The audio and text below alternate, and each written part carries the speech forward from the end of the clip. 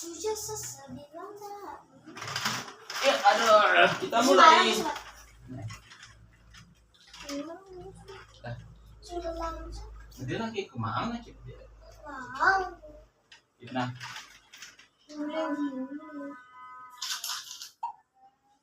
Riri. Riri tenggelam bersama emas. Desa Sinkian adalah sebuah desa yang sangat indah.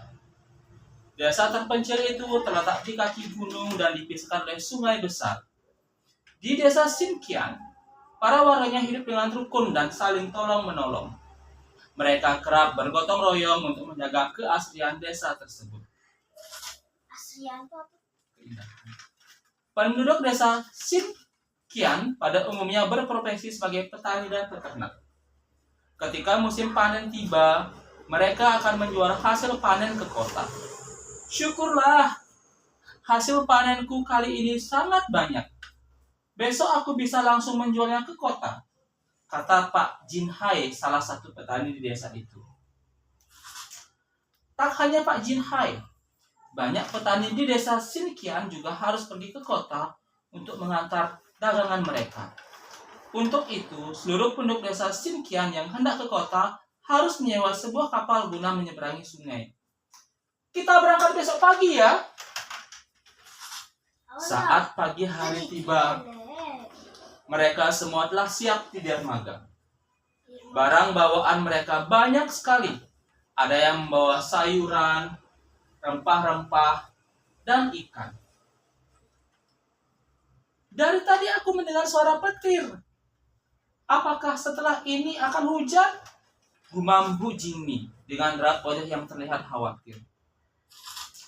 Di antara para petani yang duduk di dalam, terlihat seorang saudagar kaya yang hendak kembali ke kota setelah berdagang di desa tersebut. Dia adalah Pak Bingwen, seorang saudagar emas yang sering berkunjung di desa Sinkian untuk berjualan. Barang bawaan Pak Bingwen sangatlah banyak. Ia membawa berbagai macam perhiasan emas, mulai dari kalung, cincin, gelang, dan anting-anting. Bawaanmu banyak sekali, Pak. Apakah kau tidak takut emasmu dicuri? Tanya Bu Jingmi. Aku memegang tas ini dengan erat, sahut Pak Bingwen. Di tengah sungai, indahnya langit pagi makin tertutup oleh awan mendung nan gelap. Petir menyambar dengan kencang dan membuat suasana menjadi makin muram. Duh, sepertinya benar. Setelah ini akan hujan, gumam Bu Jingmi. Jangan berbicara seperti itu, Bu. Perjalanan kita masih jauh, sahut Pak Jinhai. Suara gemuruh dari langit yang gelap membuat para penumpang khawatir jika hujan turun. Salah satunya adalah Pak Jinhai. Dia tak bisa menyembunyikan rasa takutnya. Gawat, kalau hujan deras turun, bagaimana nasib daganganku? Bisa-bisa aku tidak akan mendapatkan uang. Apa yang ditakutkan para penumpang kapal pun terjadi. Hujan badai datang, membuat kapal kecil itu terguncang. Astaga, teriak Bu Jingmi. Emasku, teriak Pak Bingwen sembari mendekap tasnya erat-erat. Air sungai pun masuk membasahi semua yang berada di dalam kapal. Suasana kian mencekam ketika angin kencang mengguncang kapal penumpang itu hingga terbalik. Semua penumpang jatuh ke sungai. Barang-barang bawaan mereka terhancam hanyut. Tolong, tolong, teriak Bu Jingmi. Pegang tanganku erat-erat, Bu, sahut Pak Jinhai sambil mengulurkan tangannya. Pak Jinhai akhirnya berhasil meraih tangan Bu Jingmi. Ia kemudian memberi peringatan pada penumpang lain agar segera menyelamatkan diri juga. Segera tinggalkan barang bawaan kalian. Kita harus menyelamatkan diri terlebih dahulu. Ayo, ayo. Pak Jinhai mengarahkan semua penumpang kapal untuk menuju ke sebuah batu terdekat. Mereka bersama-sama berjuang untuk sampai ke batu itu. Bu Jinhai. Pak Bu. Hah, aku kedinginan. Tahan sebentar ya, Bu.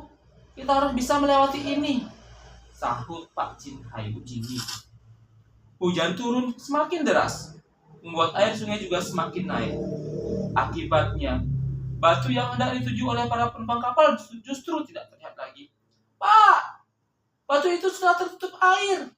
Kita tidak bisa berlindung di sana. Astaga. Pak Jinhai merasa hampir putus asa. Ia bingung mengapa harus terjebak dalam situasi yang berbahaya ini. Pak Jinhai pun mendapatkan ide. Tak ada cara lain. Kita harus berenang ke tepian. Teriaknya dari tengah sungai. Para penumpang lain pun mengikuti saran Pak Jinhai ini. Mereka berusaha berenang ke tepian dengan sekuat tenaga. Di tengah-tengah perjuangan mereka itu, seorang kakek terlihat sangat kelelahan. Ia membutuhkan pertolongan. Nak, aku tidak kuat, kata kakek.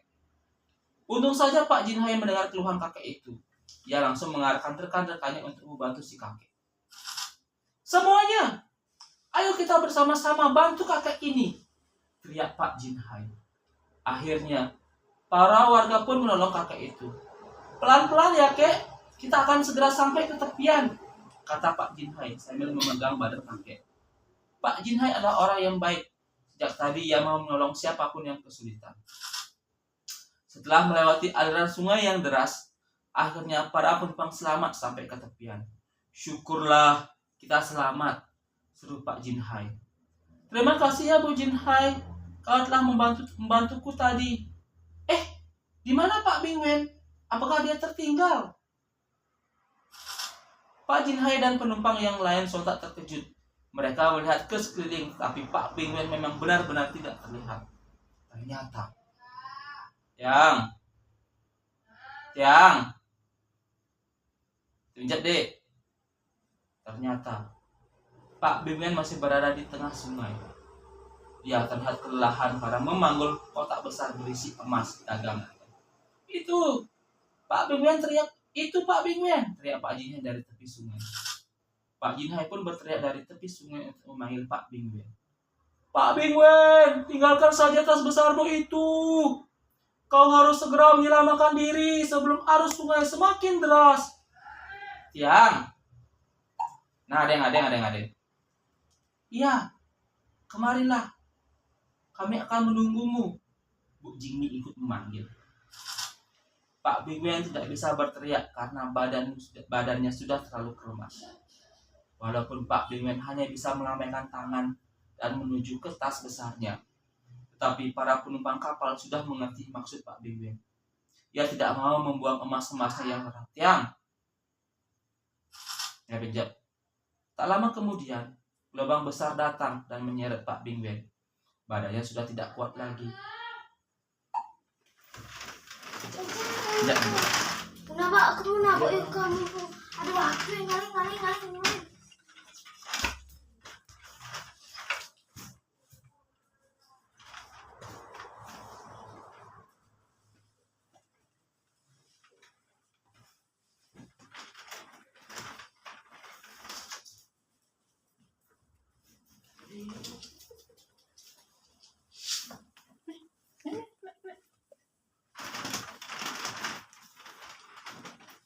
Nggak boleh gitu. Ayo lanjut.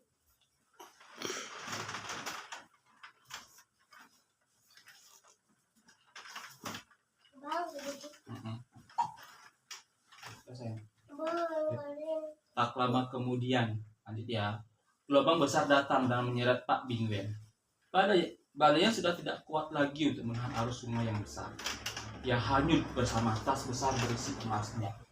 Jadi, Pak Bingwen hanyut, teriak Bu Jingmi. Gawat, aku pergi dulu mencari bantuan, sahut Pak Jinhai. Sore harinya, para warga menuju ke sungai lagi untuk menyaksikan proses pencarian Pak Bingwen. Pak Bingwen akhirnya ditemukan dengan polisi tak sadarkan diri. Badannya juga penuh dengan luka. Warga desa yang lain pun bersyukur karena berhasil selamat dalam keadaan sehat, meskipun semua dagangan mereka telah hanyut. Tamat. Tenggelam bersama emas. Mama.